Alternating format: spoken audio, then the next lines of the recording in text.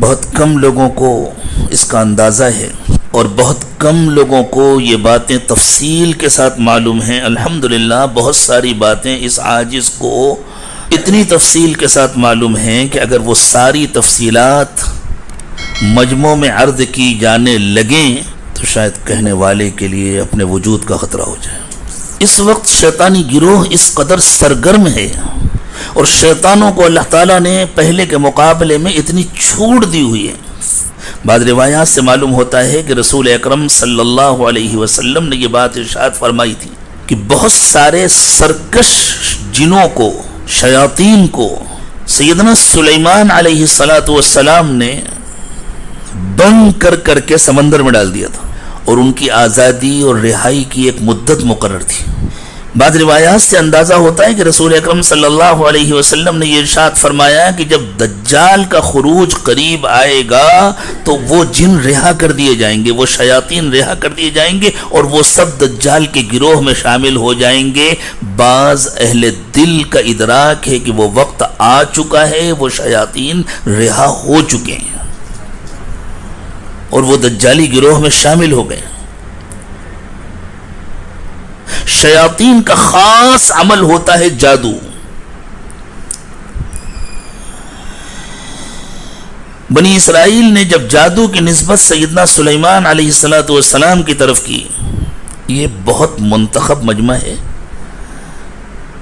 اس لیے میں صرف اشاروں میں گفتگو کر رہا ہوں۔ ہر بات کی تفصیل نہیں کی جا سکتی اور ہر بات کی تفصیل کرنا مناسب بھی نہیں ہوتا۔ جو لوگ ان اشاروں کو سمجھ سکیں انہی کے لیے یہ گفتگو ہو رہی ہے، جو نہ سمجھ سکیں وہ صبر کریں اور سمجھداروں پر اعتماد کریں۔ سیدنا سلیمان علیہ السلام کی جانب جب جادو کی نسبت کی گئی تو اللہ تعالیٰ نے ارشاد فرمایا وَمَا كَفَرَ سُلَيْمَانُ وَلَكِنَّ الشَّيَاطِينَ كَفَرُوا يُعَلِّمُونَ النَّاسَ السِّحْرَ۔ حضرت سلیمان نے کفر نہیں کیا، کفر تو شیاطین نے کیا تھا جو لوگوں کو جادو سکھاتے تھے۔ اس سے دو باتیں معلوم ہوئی، ایک تو یہ معلوم ہوا کہ جادو کا عمل انسان کو ایمان سے محروم کر دیتا ہے، اور دوسرے یہ معلوم ہوا کہ جادو خاص شیاطین کا عمل ہے۔ یہ شیاطین صرف جنات نہیں ہوتے، انسان بھی ہوتے ہیں۔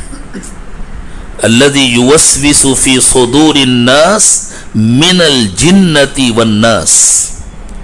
اللہ تعالیٰ نے پناہ مانگنے کی تعلیم دی ہے، قل اعوذ برب الناس ملک الناس الہ الناس۔ اس صورت میں تو صرف ان جادوگروں کے شر سے پناہ مانگنے کی تعلیم دی گئی ہے، اور یہ جادو کرتے ہیں دلوں پر۔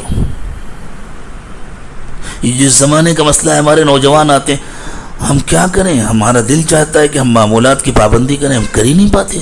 ہمارا دل چاہتا ہے کہ ہم نماز پڑھیں، ہم پڑھ ہی نہیں پاتے، نماز میں دل ہی نہیں لگتا، نماز کے لیے جانے کا دل نہیں چاہتا، گناہ چھوڑنا چاہتے ہیں لیکن چھوڑ نہیں پاتے۔ کہیں سے قلوب پر تصرف ہو رہا ہے۔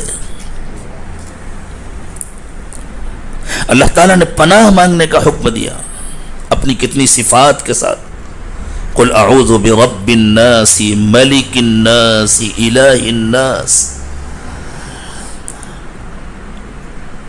آپ یوں کہا کریں کہ میں حفاظت چاہتا ہوں اس کی جو سب کا رب ہے، جو سب کا بادشاہ ہے، جو سب کا معبود ہے۔ کس چیز سے حفاظت چاہتا ہوں؟ من شر الوسواس الخناس، اس کے شر سے جو چھپ کر دلوں پر تصرف کرتا ہے۔ میں ترجمے میں تھوڑا سا تصرف کر رہا ہوں تاکہ بات واضح ہو جائے، بات پورے طور پر سمجھ میں آ جائے۔ میں اس کے شر سے پناہ چاہتا ہوں جو چھپ کر دلوں پر تصرف کرتا ہے۔ اور یہ کون لوگ ہوتے ہیں؟ من الجنت والناس۔ یہ صرف جنات نہیں ہوتے، یہ جنات بھی ہوتے ہیں، انسان بھی ہوتے ہیں۔ میں آگے ایک اور اشارہ کر دوں کہ اس وقت ایسے مراکز بنے ہوئے ہیں، ایسے مقامات ہیں اور صرف ایک جگہ نہیں ہے، ہر جگہ ہیں، ہر طرف ہیں، ہر صوبے میں ہیں، ہر ضلع میں ہیں، جہاں ایسے جادوگر مسلسل بیٹھے ہوتے ہیں 24 گھنٹے میں 1 سیکنڈ کا بھی انقطاع نہیں ہوتا ان کے عمل میں. میں تفصیل کے ساتھ جانتا ہوں، لیکن مجھ سے کوئی صاحب تفصیل پوچھنے کی کوشش نہ کریں. یہ باتیں ہر ایک کو بتلانے کی نہیں ہوتی، اور اس سے کم میں بات سمجھی نہیں جاتی، اس لیے میں نے اتنا عرض کر دیا، ورنہ اتنا بھی کہنے کی گنجائش نہیں ہوتی. وہاں یہ حال ہے کہ جب ڈیوٹی بدلتی ہے واقعی 24 گھنٹے میں، تو ایک جماعت آ کر بیٹھ جاتی ہے، اپنا کام شروع کر دیتی، تب پہلے والے اٹھ کر جاتے ہیں تاکہ 1 سیکنڈ کا بھی انقطاع نہ ہونے پائے. ہمارے ملک میں بھی ہو رہا ہے، اسرائیل میں بھی ہو رہا ہے.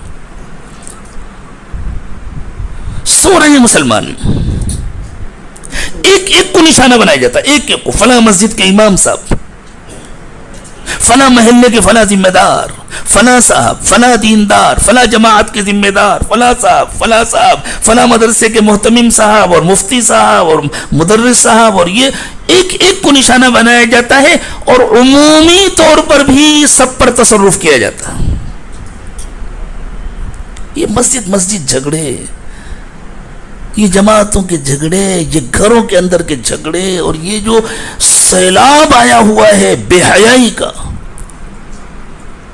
اور نوجوانوں بہت ہوشیار رہو، فیس بک کے ذریعے اور یوٹیوب کے ذریعے بھی جادو کیا جاتا ہے. جس طرح اللہ والوں کے بیانات سننے سے ان کی روحانی توجہات سننے والوں کے دلوں پر اثر انداز ہوتی ہیں، بالکل اسی طرح بہت سارے پروگرام ہیں فیس بک میں اور یوٹیوب میں جن کو دیکھنے اور سننے سے جو منفی تصرفات کیے جا رہے ہیں وہ قلوب پر اثر انداز ہوتے ہیں. یہ سب کچھ ہو رہا ہے. اس سے بچ جانا انسان کے بس میں نہیں ہے. اللہ جس کو بچائے وہی بچائے.